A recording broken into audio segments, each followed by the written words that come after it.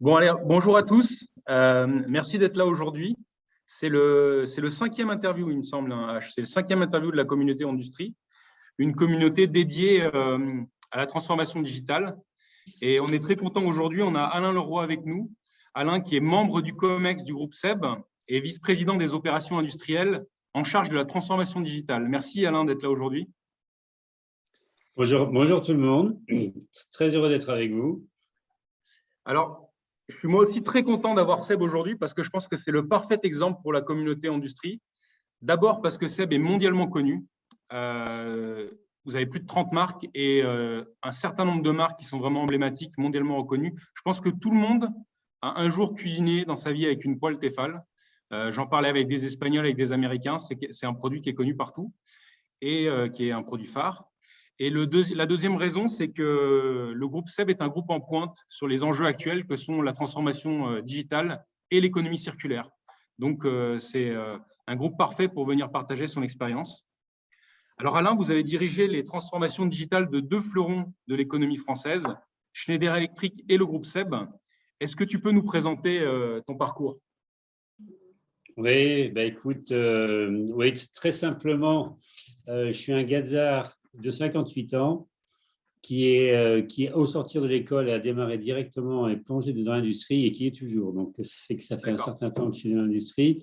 Je suis passé par diverses fonctions. J'ai démarré par du lean manufacturing, ensuite patron d'usine, patron industriel. À la fin, j'étais patron chez Schneider Electric, patron de la stratégie industrielle de Schneider Electric. C'est là où j'ai effectivement travaillé beaucoup au design de la stratégie digitale. Et donc, depuis 2019, donc 2 ans et demi maintenant, je suis patron industriel du groupe SEB.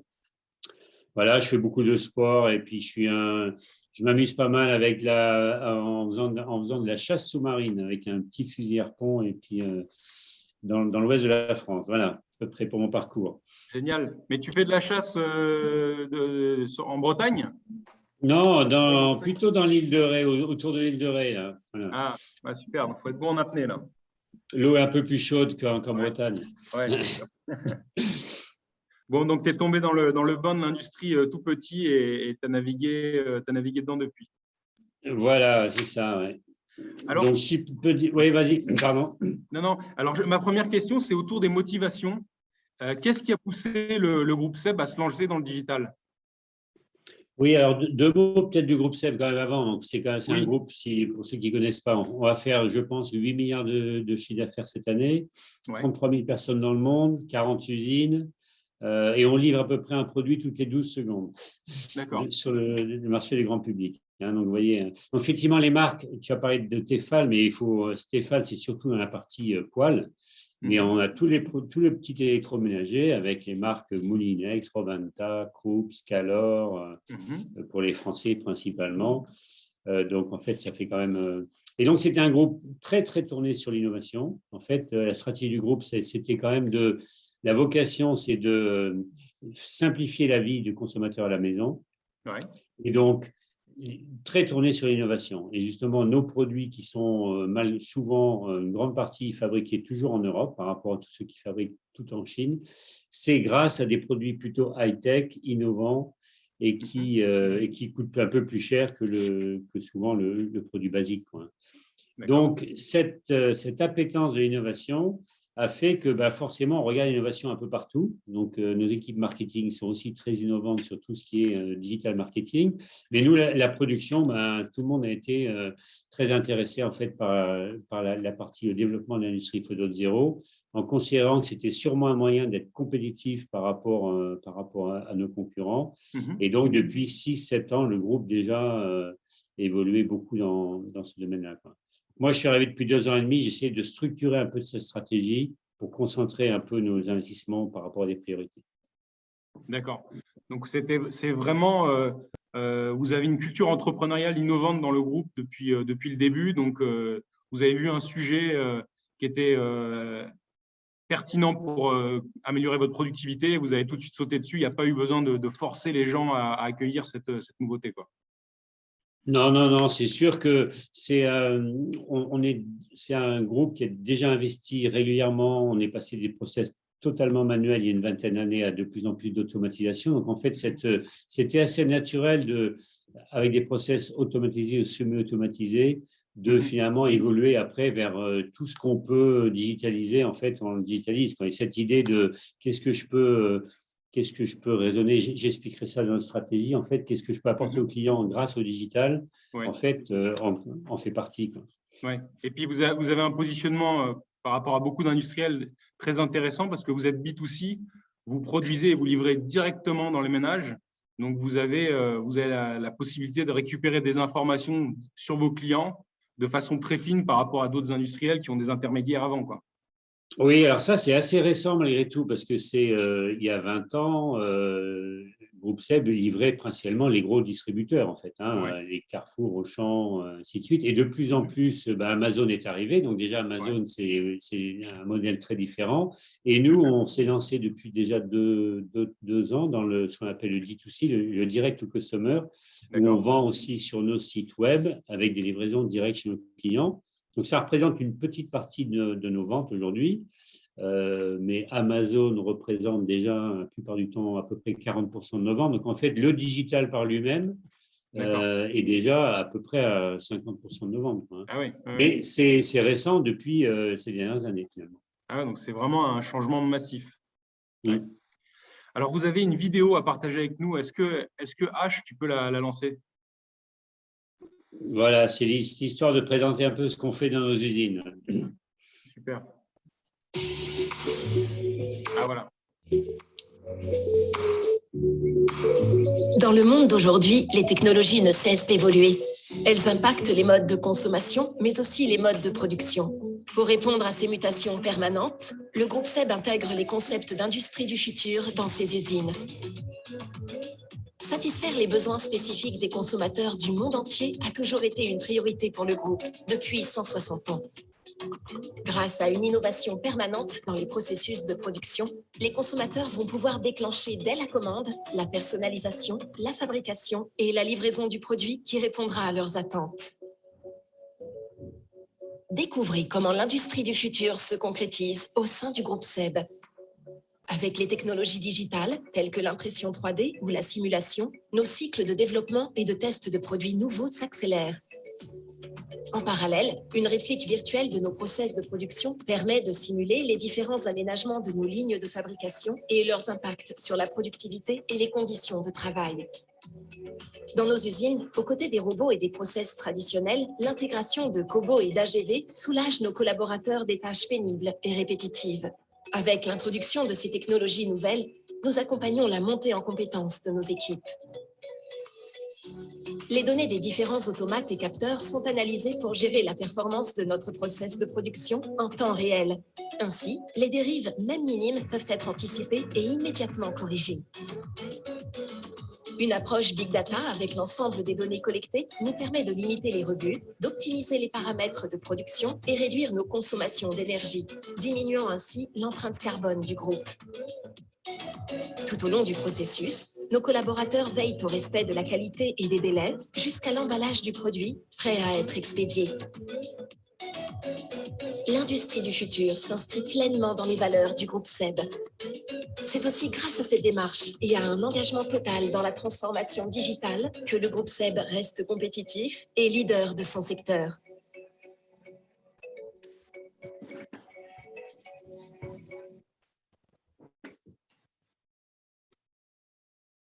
Voilà, donc c'est un petit exemple en fait de toutes les techno-industries du futur qu'on touche en fait dans nos usines. Vous avez vu, ça va aussi bien la conception des moyens que l'exploitation en production, que jusqu'à customiser les produits pour livrer à des clients. Voilà.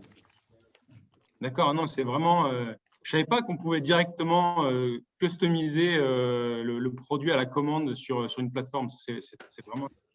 Alors, il y a deux produits comme ça, le Cookéo que vous avez vu, là, qui est en fait une cocotte minute électrique. Vous pouvez changer la couleur, mettre des photos de votre famille sur l'écran, enfin, ce que vous voulez faire. Hein. Et il y a les cocottes minutes qu'on peut graver à votre nom. Donc, on peut graver des noms, changer la couleur des poignées, ainsi de suite. Donc, on a testé ça sur deux produits.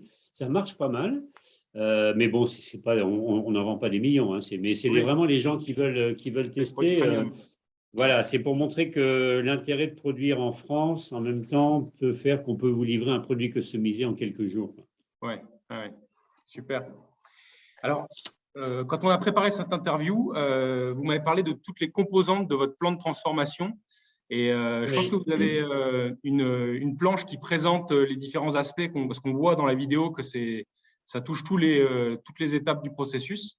Je pense que ça peut être un bon… oui, voilà, je pense que c'est un bon… Je pense que si vous pouvez la mettre à l'écran, en fait, c'est le bon moyen de structurer un peu cette démarche-là. Ouais. Moi, je ne la vois pas, je ne sais pas. Vous la voyez à l'écran ou… Non, elle n'est pas encore arrivée. Ah non, c'est ça, oui, voilà. Donc, en attendant qu'elle arrive, vous allez voir de toute façon. Donc, en fait, notre stratégie, elle est très simple. Elle est basée sur quatre aspects majeurs.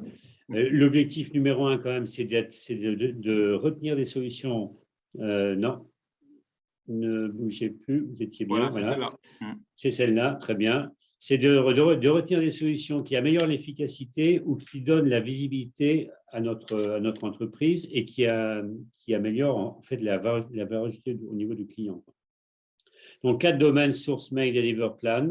La partie source, c'est vraiment tout ce qu'on appelle le digital procure to pay, donc connecter nos fournisseurs à nos usines et avoir le plus de process digitaux qui vont être passer des commandes, envoyer des prévisions, payer, réceptionner, échanger même des informations. La partie make, on la verra dans le détail, c'est vraiment la partie de l'usine du futur.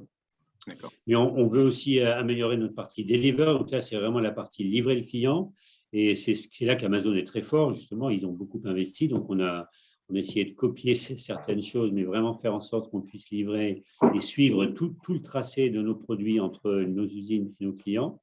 Et enfin, la partie planning, où là, c'est vraiment planifier depuis les infos marchés et clients qu'on reçoit, comment on planifie la production et qu'on envoie toute l'info à tout notre système finalement. D'accord. Voilà, donc dans chaque domaine, on a des solutions. Si on passe surtout à la partie make, qui est celle-là, voilà. Ouais. Donc là, on a retenu pour cette partie-là trois domaines principaux en fait. Le premier domaine, et on a développé une solution chez nous qu'on a appelée DSM, qui s'appelle Digital Shop Floor Management, qui est une solution qui est développée sur un environnement PTC ThingWorx par nos équipes. Et vraiment, là, le but, c'est de traquer la performance machine, donc tout ce qu'on appelle le heure par heure. Donc, on a des solutions visuelles qui montrent pour que les opérateurs puissent comprendre la performance machine et améliorer la performance machine. Donc ça, c'est un MES maison qui a été développé par le groupe SEB. Voilà, ce n'est pas un MES parce qu'en fait, on n'a pas retenu les 11 fonctions du MES, on n'a retenu que 4 ou 5, donc en fait, celles qui sont les plus intéressantes pour nous. Et comme on ne trouve pas ces solutions-là souvent sur le marché, c'est soit vous achetez tout le MES et ça vous coûte une fortune, vous n'en utilisez qu'une partie. On a préféré en fait développer nous-mêmes en fait avec PTC qui sont des spécialistes dans le domaine, en fait que les applis qui nous intéressaient à nous. Okay. Et c'est là que une fois qu'on a visualisé la performance, pour manager la performance, on teste en ce moment Fabric, qui est une solution OSS, pour justement ensuite avoir cette animation intervalle court digitale pour améliorer la performance. Et donc, on ne veut pas développer tout nous-mêmes, on veut surtout aussi exploiter des solutions du marché. Et puis, toute la partie mise à disposition des compétences et des gestion du personnel en équipe, on teste Mercatim aussi, en fait, ces deux POC qui sont en cours. D'accord. On veut associer à cette performance la partie énergie management, puisqu'en fait, l'énergie est quand même une grosse composante du coût de production. Donc là, et puis nous, en fait, on a des valeurs fortes en environnement en même temps, donc on veut vraiment être carbone neutre d'ici 2050. Donc, on a des gros programmes de réduction de consommation d'énergie. Donc, tout ça, c'est dans DSM. Et vous voyez à droite, en fait, on a beaucoup de cobots, comme on a vu sur le film, des cobots, des AGV, des robots. Et donc, du coup, notre partie process efficiency qui est sur la droite, là, c'est vraiment utiliser tous les data qu'on récupère de nos systèmes automatisés pour améliorer les réglages de machines, faire de la maintenance préventive. Et on a tout un programme sur la vision. Parce que vous voyez que nos produits, on a beaucoup de contrôle visuel. Et pour automatiser tout ça, et là, on travaille par exemple avec Novabrain, qui est une boîte qui développe des solutions d'artificial intelligence de niveau 3, donc qui se rapproche du cerveau humain, qui est vraiment, j'apprends à la caméra qu'est-ce que c'est qu'un produit bon, et il va me contrôler et il va me sortir tous les produits bons finalement. Par rapport à tous les autres systèmes qui sont, le système va essayer d'identifier tous les produits mauvais. Là, c'est plutôt l'inverse en fait, et du coup, c'est des systèmes qui consomment peu d'énergie et qui sont c'est du edging, qui sont sur les machines, et on n'est pas dans le cloud, donc des réponses beaucoup plus rapides en fait que les systèmes d'habitude de big data. D'accord, ça marche. C'est intéressant, vous avez vraiment un mélange de solutions maison développées ou vous prenez ce qu'il y a de mieux sur le marché, dans l'écosystème des startups, et vous testez des produits sur toutes les composantes de votre process. Voilà, et tout le système, c'est avec notre environnement DSM, là, c'est finalement tous ces systèmes-là, on peut les connecter. Et en fait, on n'a pas une solution unique qui répond à tout, quoi, en fait, hein. L'idée, c'est qu'on essaie de prendre les meilleures solutions logicielles du marché pour notre besoin propre. D'accord. Votre solution DSM que vous avez créée, vous arrivez à faire du plug and play avec toutes les solutions que vous trouvez sur le marché assez simplement. Vous arrivez à partager les données entre les différentes applications sans passer par un enfer de déploiement. Oui, pour l'instant, parce qu'en fait, tout ça, DSM, en fait, c'est connecté sur un cloud, c'est Microsoft Azure, hein, on est sur Microsoft Azure pour ça, là. Et du coup, une fois qu'on a les données dans le cloud, on peut les utiliser pour d'autres applications, et inversement, les autres applications, on peut aussi les connecter sur Microsoft Azure. Donc, du coup, tout ça fait que pour l'instant, ça communique bien. Génial, beaucoup plus simple que si vous aviez pris le parti de tout connecter à un ERP qui aurait été extrêmement rigide et qui vous aurait bloqué dans votre implémentation. Voilà, parce que nous, on est, j'allais dire, malheureusement sur SAP, un ERP SAP, donc c'est assez rigide. C'est quand même efficace pour gérer. Voilà, SAP, c'est un outil pour gérer quand même, ça marche, hein. Et par contre, c'est très rigide. Donc, effectivement, chaque fois qu'on veut développer quelque chose dans SAP, c'est beaucoup trop long. D'accord, ça marche. Donc voilà, et donc effectivement, le but, c'est qu'on est parti sur ces priorités-là, parce que je dirais en digital, on peut dépenser beaucoup d'argent, beaucoup de ressources. Donc le but là, c'est qu'on ait tout ce qui était process efficiency, chaque fois ça se traduit par de la productivité. D'accord. Tout ce qui est performance machine, ça se traduit par nos opérateurs qui participent à l'amélioration de la performance machine, et tout ce qui est énergie, ça se traduit par des baisses de factures derrière. Donc en fait, tout ça, c'est vraiment focaliser sur notre partie, être plus efficace et optimiser nos coûts. D'accord. Et vous avez des retours sur investissement assez rapides d'expérience sur vos solutions digitales? Oui. La plupart du temps, c'est quelques mois. Hein, donc, vraiment. D'accord. Donc beaucoup plus rapide qu'un bon nombre de projets en termes de ROI. Voilà, ouais. OK. Alors, on voit beaucoup de solutions développées chez vous. Comment vous avez fait pour développer ces compétences chez SEB? Est-ce que vous avez beaucoup développé en interne? Est-ce que vous avez été chercher des compétences à l'externe par recrutement? C'est-à-dire qu'on a un service informatique quand même qui est assez ouvert sur l'extérieur aussi, hein, parce que lui, on doit largement utiliser 50% de nos ressources en ressources externes, hein, c'est-à-dire qu'ils ont nos compétences internes et ils vont chercher après des ressources externes, soit en compétences, soit en volume, hein, parce qu'on n'a pas assez de gens. Et par contre, nous, côté industriel, effectivement, c'était surtout les compétences méthodes, usines, où on a déjà beaucoup de compétences informatiques industrielles, automaticiens. Tous ces gens-là, ils sont très aptes à évoluer vers plus d'automatisme, donc ils évoluent assez bien dans ces environnements-là. Le domaine sur lequel on a embauché quelques personnes, et je pense qu'on est encore tout petit par rapport à notre besoin, c'est tout ce qui est data analyst, data scientist. En fait, tous ces jobs-là, je pense qu'on est au tout début de notre évolution. Et c'est vrai que ce n'est pas facile à trouver du monde. Je pense que d'autres doivent aussi avoir quelques problèmes pour recruter ces gens-là. Ce n'est pas facile à les trouver et ce n'est peut-être pas facile de les garder non plus parce que c'est des profils souvent un peu atypiques par rapport à l'ingénieur standard comme nous, quoi. Qui sont, eux, ils sont quand même très, très différents. Mais en tout cas, ce qui est très intéressant dans votre transformation, c'est que vous êtes déjà relativement, même plutôt très avancé par rapport à beaucoup d'industriels, et vous êtes déjà en train de collecter énormément de données qui vont constituer, on va dire, un terrain de jeu énorme pour réfléchir à comment améliorer vos process, comment améliorer votre offre de services ou de produits.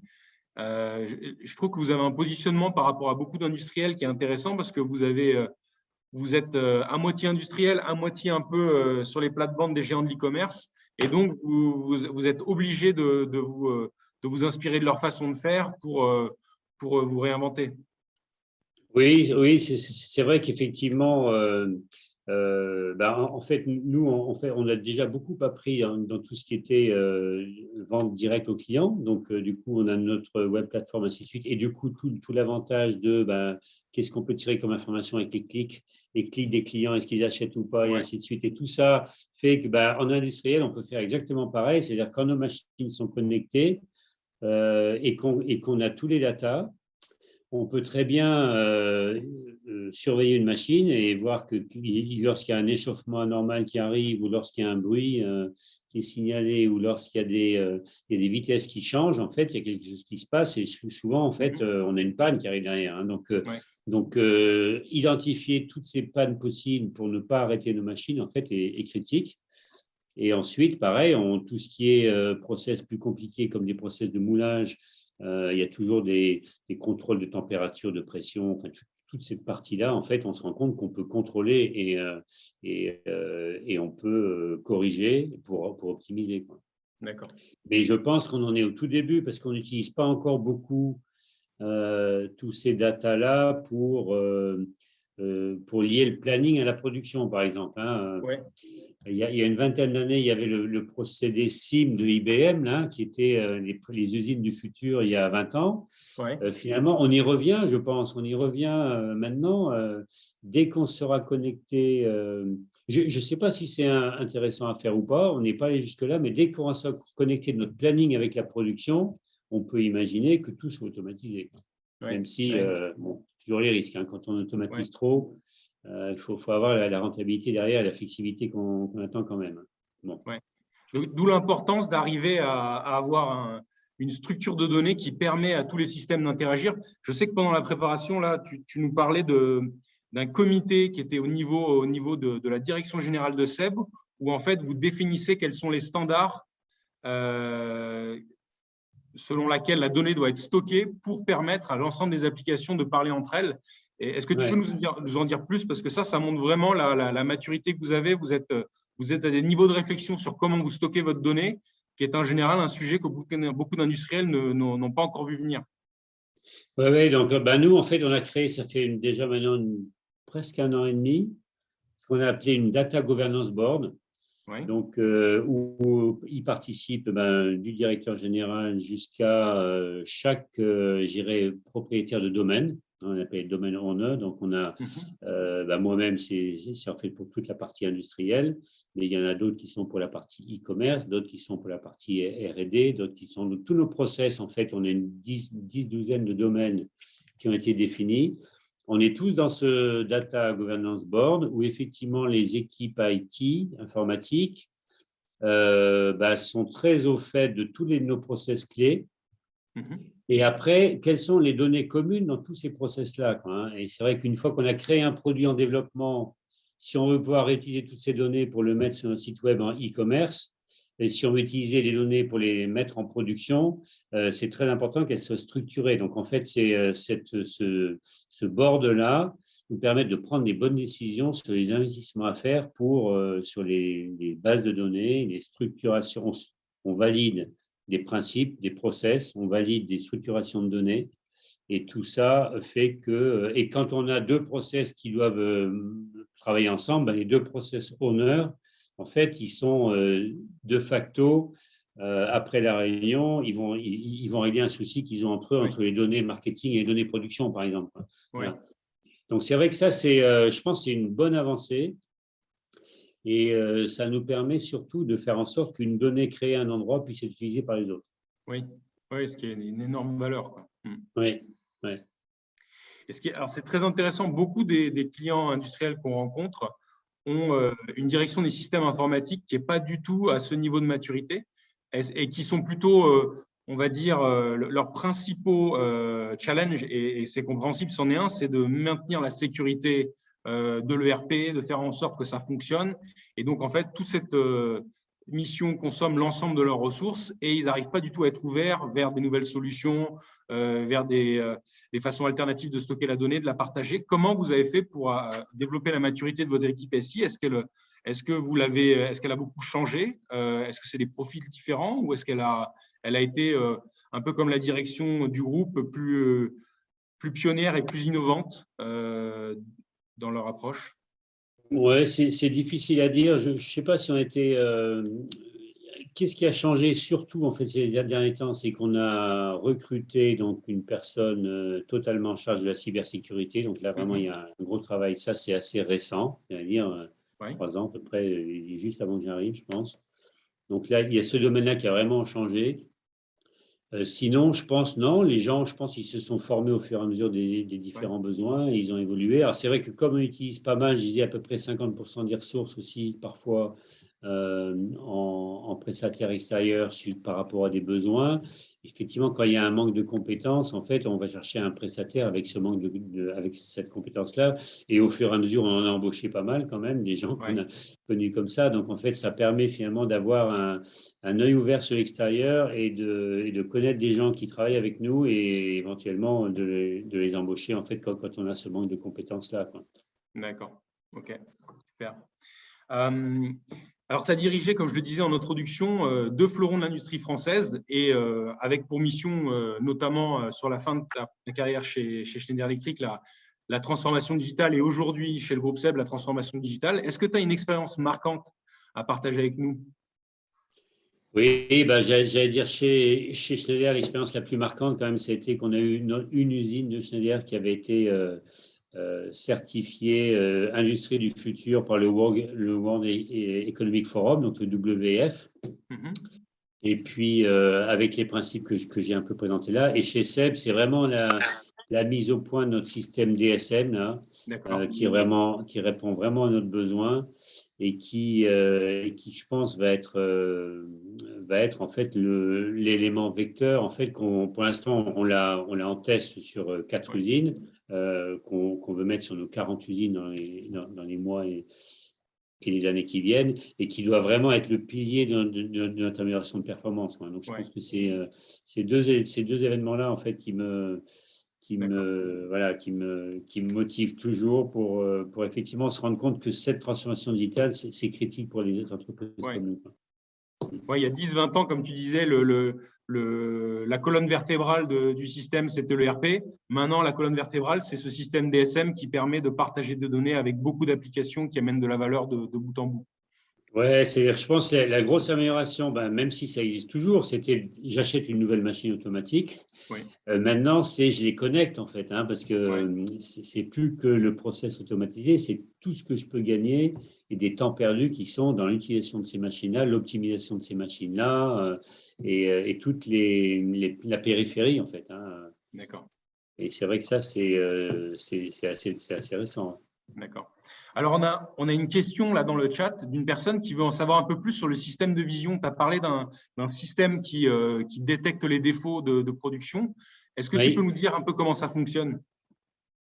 En fait, nous, on en teste 2. Donc, je disais, on en teste un avec For High-Tech. Là, c'est surtout un système là où j'ai des caméras, je prends un tas de données et finalement, je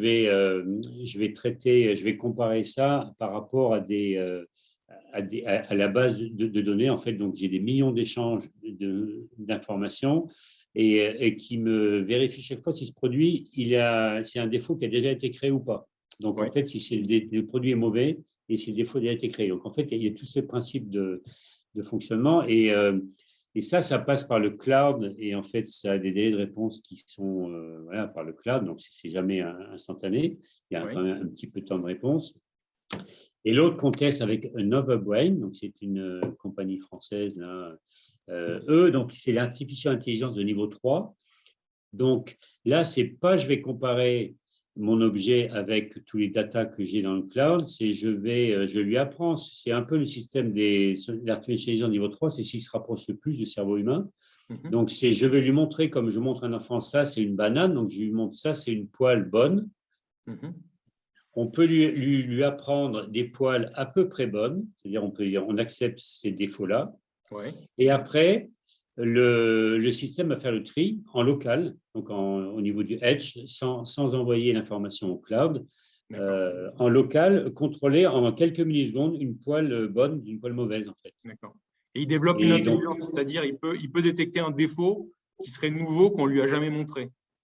Voilà, c'est-à-dire que quand on ne lui a jamais montré, il le détecte et c'est nous, derrière, il faut valider. Et ça, c'est bon ou c'est mauvais. Donc, en fait, il y a aussi du machine learning au fur et à mesure. Donc, il apprend au fur et à mesure. On lui réapprend chaque fois qu'il a détecté quelque chose de nouveau, si c'est bon ou mauvais.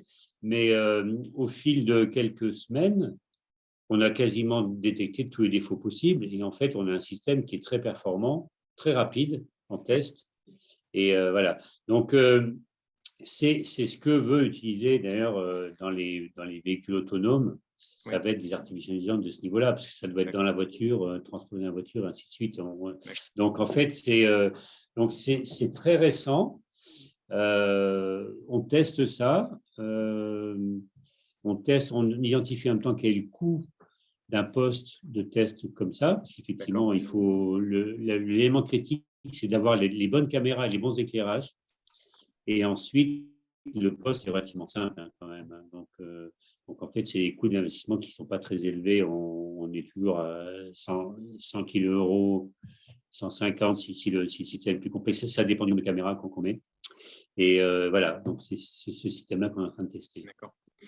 La personne qui posait la question demandait le nom de la société française là, qui fait le contrôle de vision. C'est comment déjà? Donc, mon accent anglais est très mauvais, c'est Another Brain, donc c'est A-N-O-T-H-E-R, Brain comme le cerveau, B-R-A-I-N. Ouais, d'accord, ça marche. Super. Un autre cerveau en anglais, en fait, Another Brain. Ok, merci beaucoup. Et alors, on a une deuxième question de Xavier sur la gouvernance. Comment ça fonctionne? Est-ce que l'innovation, elle est plutôt top-down avec des décisions au niveau de la direction qui sont implémentées partout, ou est-ce que c'est plutôt du bottom-up avec du foisonnement en local et des idées qui remontent et qui sont testées?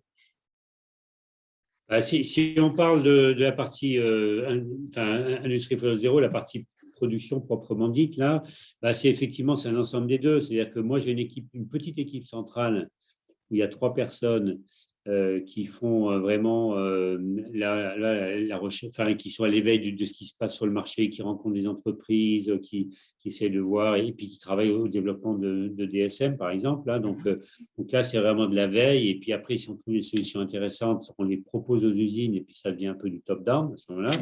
Mais après, dans tout ce qui est dans l'exploitation en usine, bien sûr, les services techniques et les méthodes, en fait, eux, par leur expérience, ils identifient des problèmes ou des pain points, comme on dit, et en fait, ils les remontent, quoi. Donc, c'est un peu eux qui amènent des idées en même temps sur, voilà, notre problème ou voilà ce qu'on pourrait faire.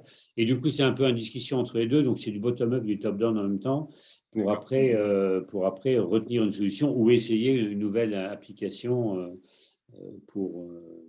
en POC, ce qu'on appelle le proof of concept. Super, ça marche. Alors, pour ma dernière question, j'aimerais qu'on se projette un peu dans le futur.